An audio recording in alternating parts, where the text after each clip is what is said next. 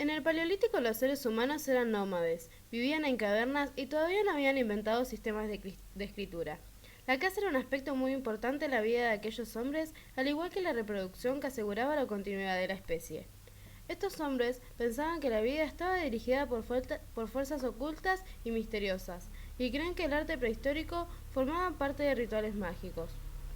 Las representaciones se basaron en dibujos y pinturas en los que se observaban flechas o animales heridos por flechas y lanzas, y las esculturas aparecían con pechos grandes para amamantar y con vientres prominentes del embarazo. El arte era rupestre o parietal. Se hacían pinturas sobre la pared o se tallaban dibujos sobre las piedras, huesos o marfiles de animales cazados. Las esculturas se realizaban sobre piedra. Con el desarrollo de la ganadería, de la horticultura y la agricultura, su economía se hizo productora, la cual determinó el sedentarismo humano. Surge también una nueva visión, la realidad terrena en contacto con la naturaleza y la realidad ultraterrena, el más allá.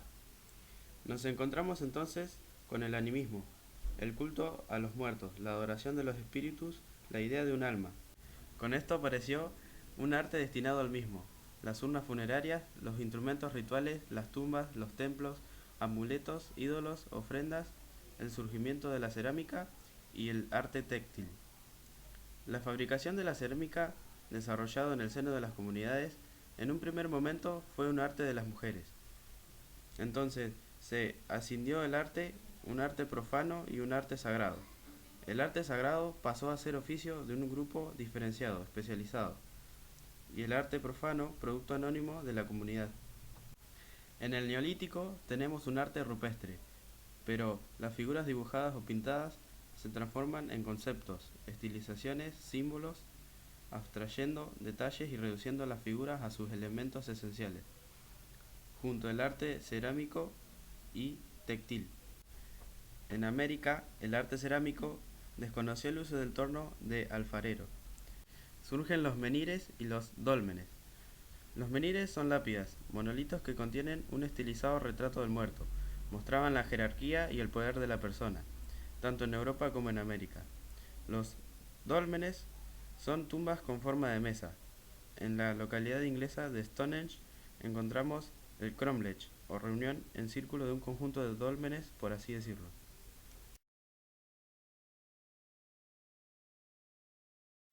Cuando nacieron las antiguas religiones, se comenzaron a construir lugares especiales para adorar a los dioses llamados templos. El arte antiguo lo constituye la arquitectura de templos y palacios, que eran muy grandes y estaban construidos con materiales sólidos para que pudieran resistir el paso del tiempo. Cuando reyes y gobernantes morían, eran enterrados en tumbas especialmente construidas para mostrar la jerarquía y el poder que esas personas habían tenido en la vida. Se construyeron grandes monumentos, que combinaron la arquitectura, la escultura y también la pintura. De los pueblos de la antigüedad, los egipcios desarrollaron la agricultura, la medicina, la escritura y otros desarrollos culturales muy ricos e importantes.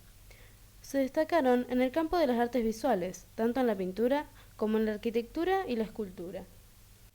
El arte egipcio estaba relacionado con el culto de la muerte. Ellos pensaban que después de la muerte existía otra vida. Cuando una persona moría, era preparada para la otra vida con todos los elementos que se creían necesarios y se conservaba el cuerpo momificándolo. También se decoraban los féretros y las paredes de la tumba, se rodeaba al muerto de una gran cantidad de estatuillas que representaban a los sirvientes que iban a trabajar para él en el otro mundo. El pueblo griego expresó en su arte sus sentimientos hacia lo religioso. Se puede apreciar el culto a infinidad de deidades. Los templos griegos fueron decorados con imágenes de los dioses, sus hazañas, batallas y reuniones cívicas a las que llamaban asambleas. Para los griegos, los dioses tenían una presencia cercana y cotidiana. Consideraban que estos vivían con los hombres y no participaban del esfuerzo cotidiano. Las esculturas, para los griegos, eran el dios mismo. La escultura fue la expresión máxima del arte, porque era la manifestación más apropiada y suprema de un dios. La mayoría de los templos estaban dedicados a Atenea. Dos grandes templos de esa época muestran la decoración escultórica de la arquitectura del momento: el Partenón en la Acrópolis de Atenas y el templo de Zeus en Olimpia, donde están representadas escenas mitológicas. Los artistas comenzaron a lograr individualidad y sus nombres se divulgaron. Por ejemplo, Fidas y Mirón. La figura humana con todo su desarrollo muscular es una de las características del arte griego. Se produjeron infinita cantidad de esculturas, murales y construcciones para el culto y para el desarrollo de la vida en sociedad. Los romanos conquistaron militarmente a los griegos y los sometieron bajo su imperio. Los griegos ejercieron una influencia cultural muy fuerte sobre sus conquistadores. Esto se debió en parte al enorme desarrollo y esplendor que habían extendido por toda la región. Muchos artistas griegos se instalaron en Italia, continuando allí su obra.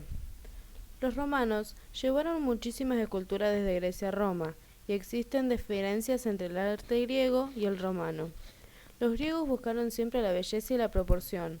Los romanos, en cambio, privilegiaron la utilidad, el aspecto de grandiosidad y de fuerza, la sensación de eternidad a lo construido. Las esculturas griegas y romanas están dedicadas a los mismos dioses mitológicos, pero los romanos les cambiaron los nombres. Con el surgimiento del cristianismo se desarrollaron nuevas expresiones artísticas. Los cristianos adoraron a un único Dios. En los primeros 5 siglos de la era cristiana, la vida y el arte se modificaron. Los cristianos utilizaron para su culto las edificaciones paganas realizadas con anterioridad. Más adelante comenzaron a construir las propias. Las construcciones reflejan aspectos de la vida de la sociedad del momento y los cambios. La religión condicionó las diferentes creaciones artísticas. Para los romanos, era una amenaza contra el poder del imperio. El cristianismo se desarrolló clandestinamente en las catacumbas de Roma. Las catacumbas eran grandes galerías subterráneas donde enterraban a sus muertos, practicaban el culto a su dios y se escondían. Como necrópolis, se diferenciaban de las de Egipto y Grecia porque existía un mayor orden y estaban más decoradas. Con el cristianismo comienzan a representarse imágenes de Jesús, de los santos y también de ángeles. Una infinita cantidad de imágenes fueron pintadas y esculpidas con estos motivos. La imagen de Cristo fue representada en un principio como la de un muchacho joven y con cabellos ondulados. Recién después del siglo V se comenzó a representar con aspecto solemne y con barba.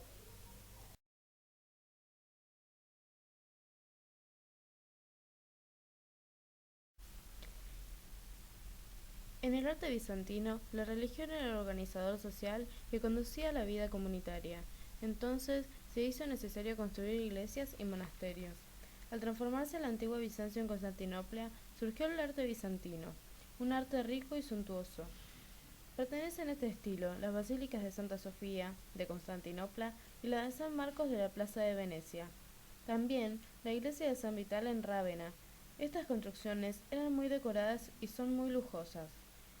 Se llamaba maestros artesanos a los artistas que trabajaban en forma anónima en grupos que conformaban gremios. Estos agrupaban a la gente que realizaba un mismo oficio diferenciándola de otros grupos. El arte románico se da en Europa Occidental, en una época de paz luego de las segundas invasiones, donde hubo una expansión del poder de la Iglesia. La pintura constaba en falta de realismo, figuras hieráticas, frescos, murales. En la escultura se subordina el marco arquitectónico y se ubicaba en capiteles y portales de acceso. En cuanto a arquitectura, se dio una extensión de bóvedas a toda la nave, uso de bóvedas de piedra en reemplazo de las de madera, envoltura por arcos de medio punto, incorporación de torres a la fachada. El arte gótico se da en Europa Occidental, con el renacimiento urbano y comercial, surgimiento de la burguesía, formación de los estados nacionales. La pintura se dio en vitrales. La escultura tenía mayor movimiento, naturalidad y materiales. La arquitectura se basó en grandes catedrales, elevación de naves, bóvedas de crucería, arco apuntado, arbotantes, perforación de muros para vitrales.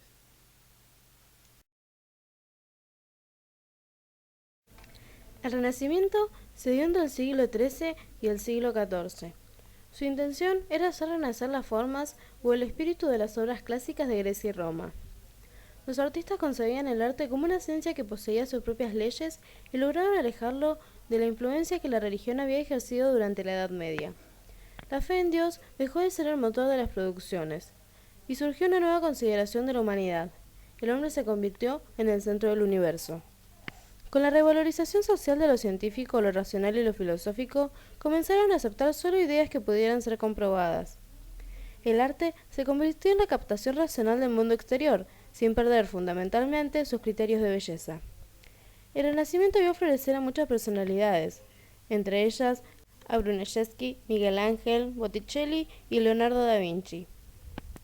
El arte renacentista fue un fenómeno particularmente italiano. A los príncipes del Renacimiento les gustaba estar rodeados de obras de arte y de los hombres que las producían. Contrataban y mantenían una corte de artistas para que los inmortalizaran a través de retratos, esculturas y bellísimas catedrales. Estas personas fueron denominadas mecenas. En este momento, el artista se independizó del artesano y la obra era una mercancía muy deseada. La Iglesia adquirió gran poder económico y mandó construir, entre otras obras, la Capilla Sixtina, edificada por Miguel Ángel.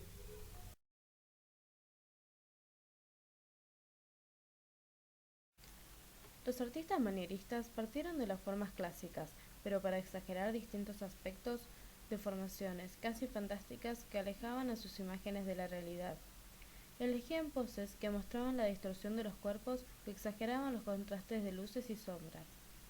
Los artistas barrocos se alejan de las proporciones clásicas y de un espacio dominado por la perspectiva para internarse en lo raro, en imágenes ornamentales y de gran dinamismo.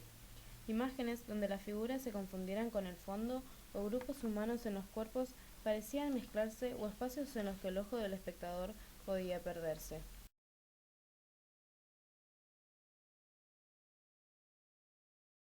Los artistas neoclásicos querían transmitir ideas sobre la moral, el honor y el patriotismo, retomando y recreando el arte clásico de Grecia y Roma. La perfección de las formas, la armonía en las proporciones y el equilibrio en la composición son los rasgos que caracterizaron a las imágenes de este movimiento. El romanticismo, en cambio, le dio más importancia a la expresión, respondían a una particular y determinada filosofía de vida. Se alejaron de las normas estéticas tradicionales, significó una huida de lo real hacia lo imaginario y resultó un movimiento transgresor. Sus temas, lo misterioso, la muerte, la noche, tenían una intención clara, mostrar los aspectos psicológicos. El romanticismo se perfiló en la primera mitad del siglo XIX como el arte dominante. Sus artistas más reconocidos fueron Delacroix, Goya, Daumier, entre otros. En Francia, al final del siglo XIX, nació el impresionismo, cuya importancia fue marcar decididamente el inicio del arte moderno.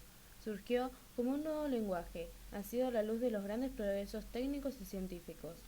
Los pintores impresionistas deseaban pintar la realidad, la naturaleza, influenciados por los descubrimientos científicos y las ideas de su época, los cuales decidieron comenzar a pintar al aire libre para captar la luz y sus efectos.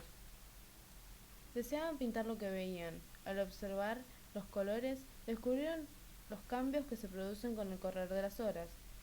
Lo que les interesaba era lo que cambia, la luz, sus reflejos en el agua, las nubes. Era necesario para ellos pintar rápidamente. Así comenzaron por usar solo los colores del espectro solar y colocaban sobre la tela pinceladas de colores una al lado de la otra. Los cuadros impresionistas no parecen fotos. Los pintores buscaron y lograron que sus cuadros captaran otros aspectos de la realidad. En la Argentina hubo pintores impresionistas como Malarro y Fernando Fader. En el mundo se conocieron a pintores como Cézanne, Renoir, Lizarro y Monet.